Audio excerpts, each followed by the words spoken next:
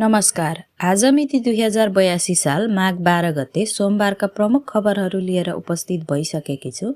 नेपाली काङ्ग्रेसका सभापति गगन कुमार थापा सोमबार आफू उम्मेदवार भएको सर्लाहीचार आइपुगेका छन्। सभापति थापाले धनकल बजार स्थित नेपाली काङ्ग्रेसको पार्टी कार्यालयमा कार्यकर्तालाई आफू सेवकको रूपमा काम गर्न यहाँ आएको बताएका छन्। उनले अब 5 वर्ष यही जनताको बीचमा बसेर शिक्षा, स्वास्थ्य लगायत थुप्रै कामहरू गर्ने प्रतिबद्धता जनाएका छन्। उनले तराई मधेसको रहनसहन, पर्व सबै आफ्नो लागि प्रेरणा हुने सुनाएका छन्।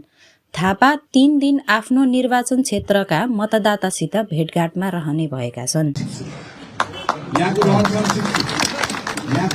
यहाँको पर्व, यहाँको महोत्सव सबैसँग भेट्छु। म त सिक्न आएको, म त तपाईहरुको हुन आएको। म एकछिन आएर बोलेर आएर हात हल्लाएर फोटो खिच्न आएको होइन।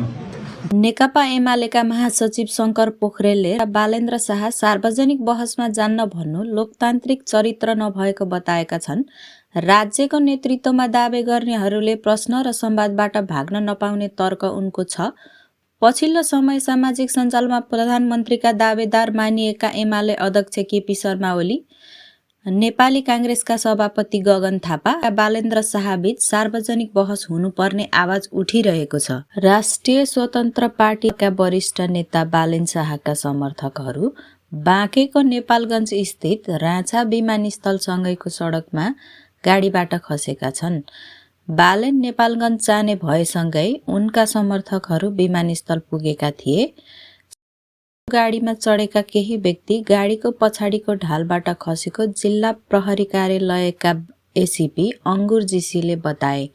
4-5 जना समर्थकहरू गाडीबाट खसेको भन्ने आएको छ। विमानस्थल भित्रकै सडक भएकाले गाडीमा स्पिड नभएको हुँदा सामान्य घाइते भएको भन्ने जानकारी भएको छ। नेपाल महिला 20 विश्वकप ग्लोबल छनौटको समूह चरणबाटै बाहिरिएको छ। नेपाललाई सोमबार त्रिवी क्रिकेट अन्तर्राष्ट्रिय रङ्गशाला कीर्तिपुरमा स्कटल्यान्डले 72 रनले पराजित गर्यो। नेपालले 4 खेलमा 1 खेल मात्र विजय हात पार्यो। नेदरल्यान्ड र स्कटल्यान्ड 6-6 अङ्क तथा थाइल्यान्ड 4 अङ्कसहित समूह बीबाट सुपर 6 मा प्रवेश गरेका छन्। आजलाई प्रमुख खबर यति नै। नमस्कार।